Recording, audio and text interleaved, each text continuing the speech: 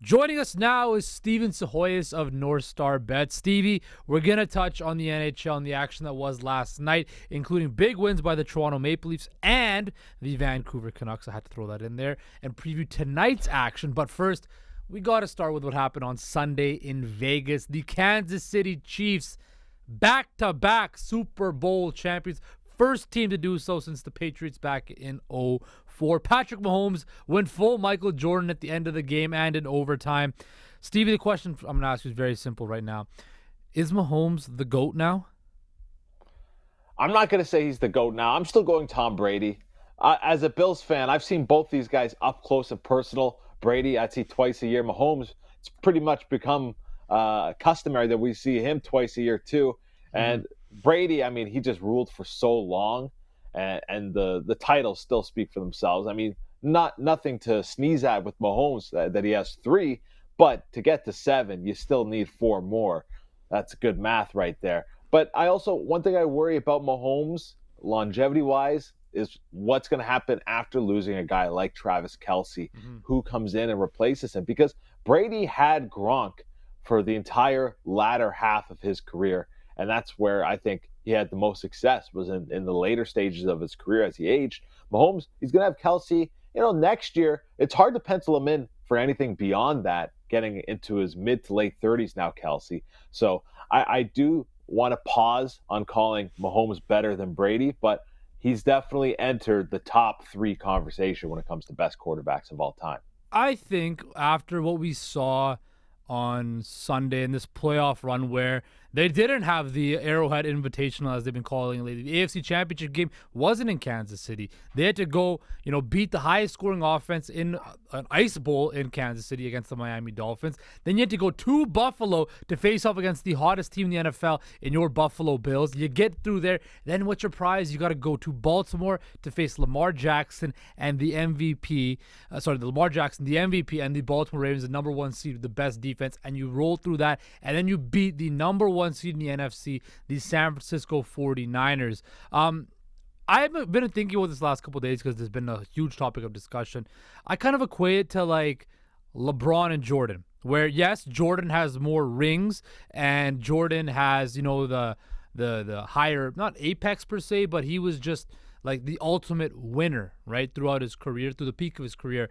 And when I look at Mahomes, I consider him, he's probably the best and most talented quarterback we've ever seen, right? Like LeBron, many say he's the most talented, most complete basketball player we've ever seen. Do I think there's a distinction there, whether he's the GOAT and the best of all time? I'll say this. If I needed one game to win for my life and my life depended on it, I'm taking Tom Brady, right? But if I needed an extended period of success and greatness at Brady's prime and Mahomes' prime, I'm going to take Mahomes because he can do more, I feel like. Now, let's transition to what we're talking with the Kansas City Chiefs, right? They're going to go for the three-peat, I think. You have Chris Jones, who's a free agent. L'Jarius Sneed's a free agent. You mentioned Travis Kelce, Andy Reid. What is the biggest obstacle or biggest hurdle in the Chiefs' way from becoming the first team in NFL history to achieve the three-peat? I think it is, being able to get these guys back under contract because let's be honest, the issues that the Chiefs had this year were they didn't have a great receiving core and, defense, it's young, but if you're going to lose a guy like Chris Jones, who we've seen hold out for bigger money, he might not be looking to give Kansas City a hometown discount. So replacing a guy like that is not going to be easy to do. Those guys do not grow on trees. And for as much credit as we give head coach Steve Spagnuolo, you start taking impact players and the best player from that defensive unit off the field, it changes things. All of a sudden, you're not getting that same pressure up the middle that Chris Jones has been supplying for years. So now you got to get creative in trying to replace that.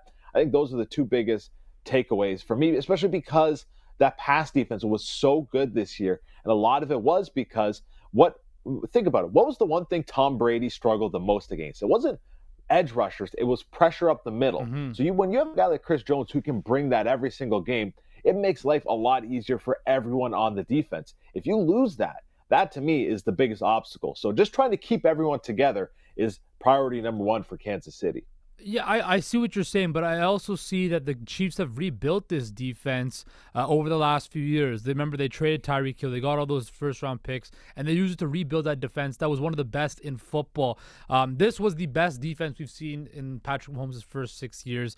And I think, look, he is so good, and he's not the type of guy to get complacent. I feel like you already hear him talk about he wants to go for the three. But he's gonna hold Kansas City's feet, the Chiefs' feet to the fire, right? He's gonna want to go and win every single year, and the Chiefs owe that to him. Yes, will you probably lose a guy like Chris Jones? I think so, right? But when you look at the landscape of the AFC, is Baltimore going to be as good? They just lost their defensive coordinator to the Seahawks, right? Joe Burrow's coming back, but we don't know what's going to happen with T. Higgins. They lost their offensive coordinator. Do we think Jim Harbaugh and Justin Herbert can mesh well in year one together? There's a lot of questions, and I think when I look at it, nobody can stop them, like you mentioned, unless it's themselves, right? Unless Chris Jones holds up, they're not able to replace him with a few guys that can match maybe 80% of it. I think you have to keep L'Jarius Sneed because him and Trent McDuffie, you saw that they had that sticky coverage that they were calling where they're on guys, and like Deebo Samuel, George Kittle, Brandon Ayuk were pretty much irrelevant, where Jawan Jennings was pretty much the MVP for the longest time for the 49ers. Right? I'll say this, though. When it comes to the Chiefs, think about that Buffalo Bills game again. And you talk about the pass defense, you talk about the corners, and yeah, they were fantastic this year. But when Josh Allen throws that ball to the end zone and he misses Shakir, and for what would have been the go-ahead touchdown, it's not because the coverage was great. Shakir's wide open in the end zone. It's Allen had to rush that throw because he had Chris Jones barreling in on him. So that, to me, is what you lose. When you lose a guy like that, on ball, at the line of scrimmage type of player, a guy who's impacting every single play, you feel it everywhere else. So that's where I think losing a guy like Jones, it's not just you lose what he does, you lose the extra second that or the shorter time of coverage for those corners. Same for the linebackers. Everybody feels it when a guy like Chris Jones exits the lineup. Well, that's exactly the point. We saw at the Super Bowl that missed throw on Ayuk at the end of the game, right? Who was up in Brock Purdy's face? Chris Jones. Now, I want to ask a couple questions on the 49ers side of it. Kyle Shanahan, once again, a double-digit blown lead in a Super Bowl. Did it in Atlanta and has done it twice in the Super Bowl against the Chiefs with the 49ers. Is it time that we start questioning Kyle Shanahan and if he's really, truly that great of a coach because he cannot seem to win the big game when it matters the most? He's a great coach. This is, I've seen people make the Andy Reid comparison. I think that's a fair one. Reid was hit with the same moniker. He can't win the big one. And now he's got 3 Super Bowl titles under his belt, and we're starting to put him into the best coach of all time conversation. I think with Shanahan, if there was one area where the Niners can look back and really kick themselves, it was right around the 2-minute warning of the fourth quarter. They elect to throw for it on 2nd and 5.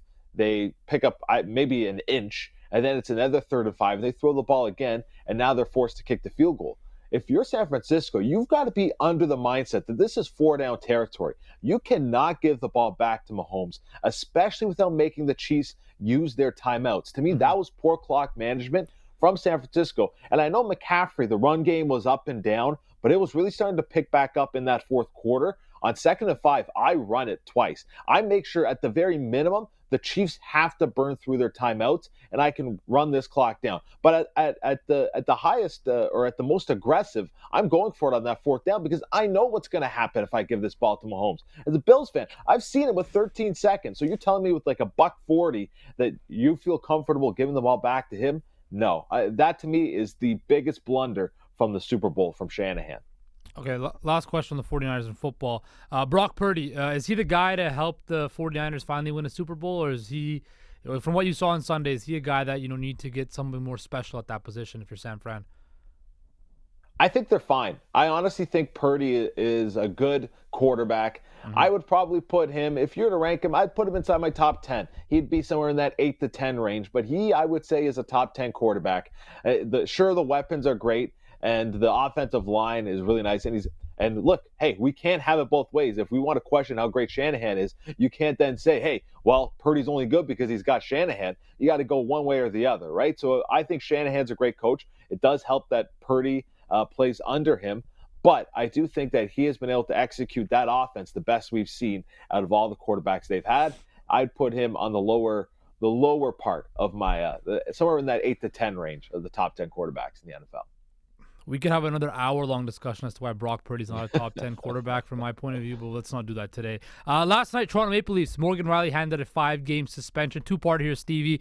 What do you think about the suspension length, and how impressive was that defensive performance from the shorthanded Leafs last night? Well, the suspension length, hey, look, I come on here, I'm usually a Leaf hater, but I am actually going to say that's a little stiffer than I thought. I thought it was going to be 3 to 4 games. I did not think it was going to be 5. I mean, you can definitely find ways to justify it being 5, but I would have had it in that 3 to 4 range. The effort last night from the Leafs, that was impressive. You had Tavares out, you had Marner out, both ill, no Riley. The defensive effort is the one that really catches your eye. Everyone stepped up. I wrote about it in my picks piece yesterday. I like the under on 6.5 goals in that game because I figured Toronto would have a more concerted defensive effort because there's no one player who can just come in and replace Morgan Riley. He is probably the most important player on that team when you look at what happens when he's in the lineup and what happens when he's out of the lineup. You take him out of the lineup, and that's just the bottom 5 defense core. There's no way to sugarcoat that. So when you lose him, everybody has to step up, and they did. And for Leaf fans, last night's win, it was nice to see Bobby McMahon score a hat trick. But that wasn't the guy you wanted to see score a hat trick because he's not going to be in the lineup come playoff time. If a guy like Bertuzzi or Domi stepped up and had a hat trick performance, you'd be feeling a lot more happy and more encouraged about the effort if you're a Maple Leafs fan. The fact that it was McMahon, nice, it's a good story, but that's not the guy you wanted to see step up in that moment. Hey, I thought Domi played really well last night. Bertuzzi just extremely snake-bitten. If you want to talk about impressive performance, how about that Canucks third line last night? Dakota Joshua, Teddy Bluger, and Connor Garland. What a performance. 3-1-1 on this road trip after the All-Star break. Coming home on Thursday. The Canucks are going all the way. But let's look at tonight. What are some of your best bets for tonight? What are some of the picks you're looking at tonight for a kind of quiet night in the NHL, just 3 games? Yeah, just the 3-game slate. The bet I really like is the under on 6 goals between the Penguins and the Panthers. The Panthers are the best unders team in the NHL. The Penguins are the third best unders team in the NHL. You put them together, you're probably going to get a low-scoring game. I also really like the Coyotes at home against the Minnesota Wild. They've lost 6 in a row. Granted, 5 of those were on the road, though. The Coyotes still have like a 14-9 record on home ice. Mullet Arena continues to be a tough place for opponents to play. So if I can get the Yotes at plus money odds at home against the Minnesota Wild team I'm not a big fan of, I will take that value there as well. I got a little SGP. I cooked up a North Star bets right now. Winnipeg Jets minus 1.5 on the puck line and over 5.5. I think the Jets score a whole bunch of goals tonight against the Sharks. You get that at plus 160 at North Star bets. Stevie, my friend, take care and we'll talk to you on Friday. Yeah, likewise, Justin. Thanks for having me.